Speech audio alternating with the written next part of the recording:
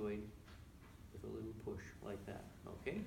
And if we have normal movement on rotation of occiput to C1, that little challenge should be soft and springy. If it's hard, stiff, resistant, then you've got a rotational fixation of occiput to C1, okay? And for lateral flexion, it's almost the same. Now for lateral flexion, what we're going to do, if this is the mastoid, for rotation, we palpated back here. For lateral flexion, we're just going to move over to the side. So we're going to hold the patient's head in sort of a caliper grip. With these two fingers, I'm going to go onto the side of the mastoid process.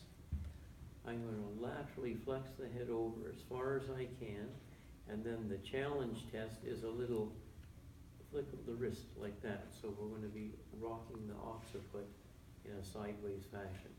So I come over as far as I can, and then with my right hand, I'm just going to challenge the mastoid like that. And again, we're looking for soft, spongy, non-resistant end feel, okay? For the left side, so I'm going to palpate on the side of the mastoid process. I'm going to laterally flex the head into the side that I'm testing, and then at the end range, I'm just going to do a little flick of the wrist like that to rock the occiput, and again, soft and spongy end feel. If we're getting a hard, resistant feeling, then we've got a lateral flexion fixation of occiput to C1. Okay, so the corrective procedures. Put the patient back down on the back.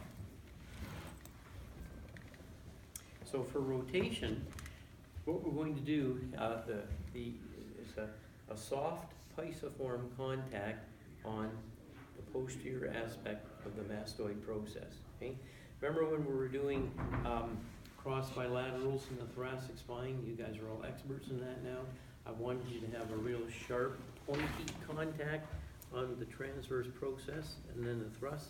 With this one, not so sharp. I want it to be more of a soft, padded contact. So you'll see when we take the contact, instead of cupping my hand like that, it's going to be flatter so that this area is more cushioned, okay? With the non-adjusting hand, so we're going to pretend the problem's on the right side here. So my left hand will be the non-adjusting hand.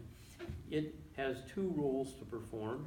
It helps to support the head, but these three fingers, for index finger, middle finger, ring finger, are going to wrap themselves around the upper cervical vertebra, because for this technique, when we do the thrust, we really only want to move the occiput and the occipital condyles, and we want to eliminate as much rotation in the cervical spine as possible.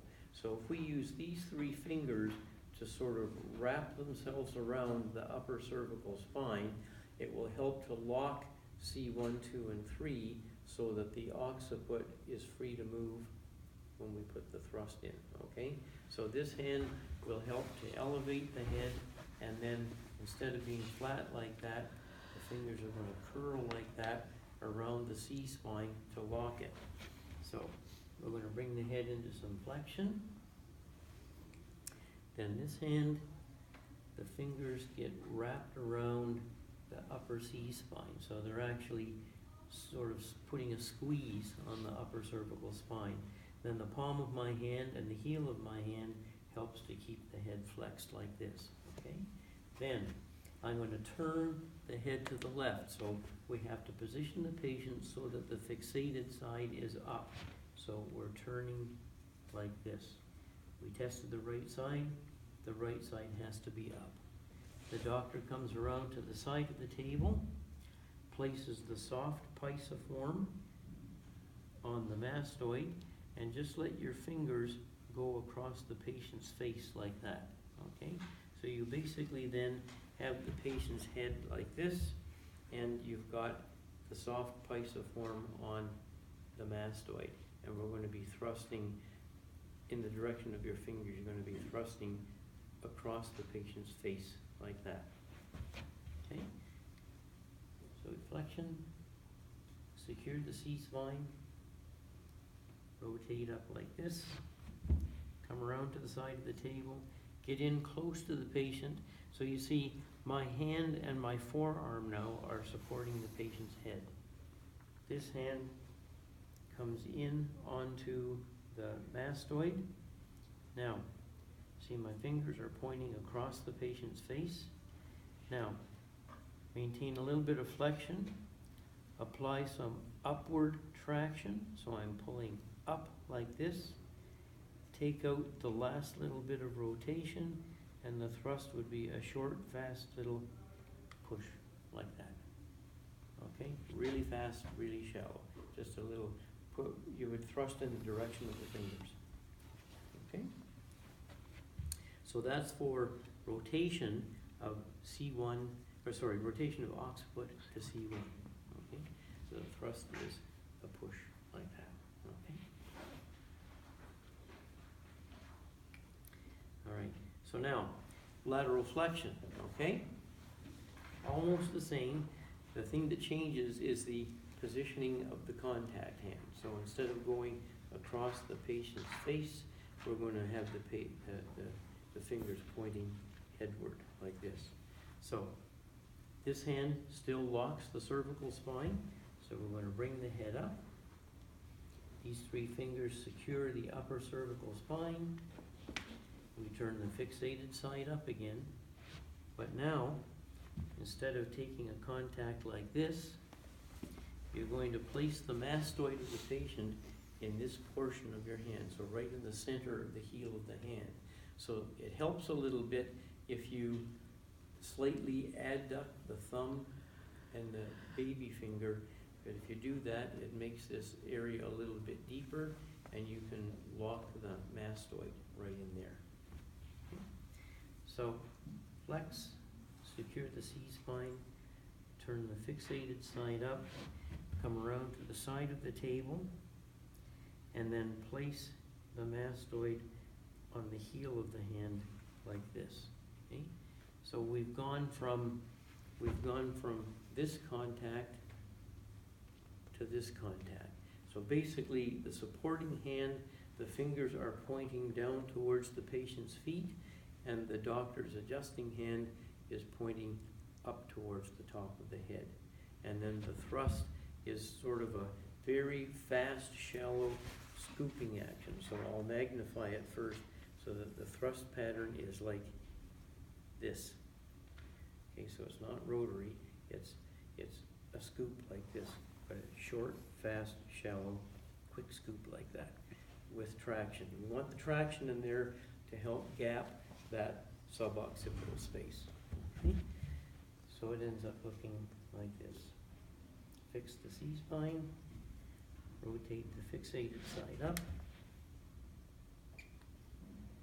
place the hand on the mastoid like this, traction, and then the thrust would be a short, fast little scoop like that. Okay? And that's lateral flexion, occiput to C1. Okay? So we've actually done 6 things this morning. We've done rotation and lateral flexion, C1 to C2. Rotation and lateral flexion, C1 to occiput. Rotation and lateral flexion, occiput to C1. Okay? And today that completes the spinal component of the course. Okay? Next week we'll start the shoulder and the elbow. Okay? Can I keep you for one more minute? Okay. We're going to do a little mini test now, but it doesn't count for anything, so don't panic. And I didn't bring the chocolates today, so I can't do a mini test. So just come and lay down there for a minute. Yeah. Okay, I'm going to do a setup here on Dr. Zambri, and based upon my contact points and the position that I'm in, I just want you to call out to me what I'm doing. So it could be any one of those 6 things, okay? So I'm going to... Yeah, do you want to do that now? Yeah. Dr. That'll Zambri? help them. Yeah, Dr. Zambri's going to take a little break here to draw some art pictures for you that It'll will help you. It helps me. It'll help you understand. So that's oxidized.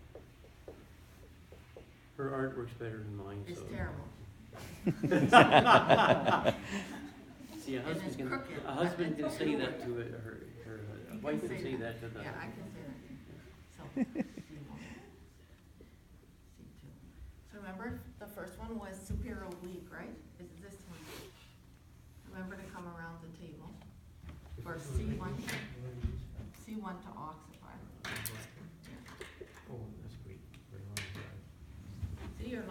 drive is superior oblique here, right? C1 to C2. Come around the table. Your line of drive for C1 to occiput, inferior oblique. So you don't come around the table. That'll help you. Okay, that's it. Where's my link? All right. Okay. So hopefully this little picture will help in the mini quiz now, okay? All right. So, all the problems will be on the right-hand side, okay? So I'm gonna bring the head up like this.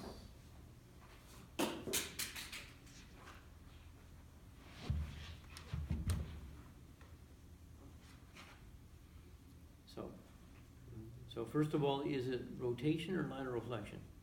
Rotation, okay? C1 to C. C1, C2. Yeah. Why? Because I came around to the side of the table so that I could effect this type of a thrust. Mhm.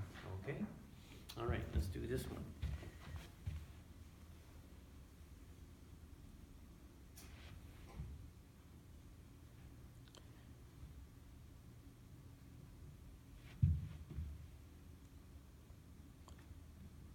Lateral flexion. Right, lateral flexion, C1 to C1 to occiput, right? Because I did the lateral push and it was inferior oblique because the fixation was in this direction. Okay, very good. All right, let's do one more.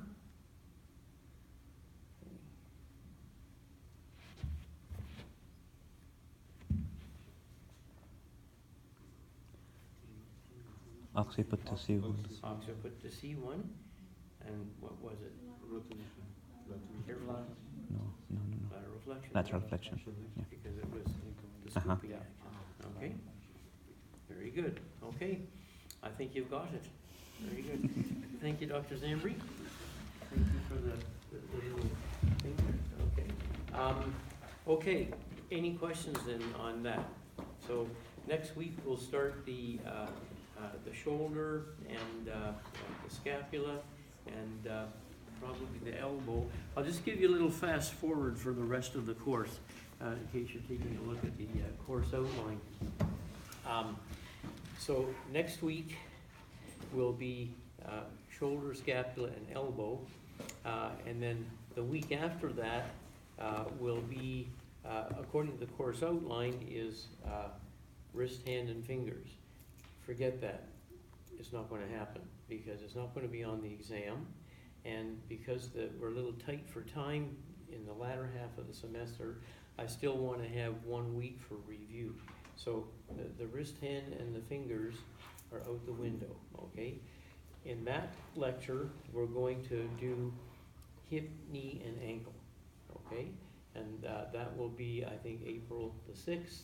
Then that will leave us April the 13th free to do an exam-oriented review, just like we did in February, okay? So we'll give you the final exam on a silver platter again. We'll put the sign-up sheets back there, bada bing, bada boom, just like before, okay? And for study purposes for the final exam, and we'll go into this in more detail on the 13th, but if you just want to get a feel for things, on the final exam, the only joints that we'll be examining peripherally will be shoulder, knee, and ankle. So when you're studying, forget this is not on, forget the elbow, and forget the hips, okay? We're going to go through it for clinical purposes, but for exam purposes, glenohumeral joint, scapula, knees, and ankle. And those are probably the 3 biggest joints that you're going to see a lot of problems with in clinical practice. So it makes sense to spend a little bit more time on them, okay? So so that's sort of the lay of the land for the next approximately 4 classes. And then the exam will be on the 20th, but you'll all be well prepared for it again.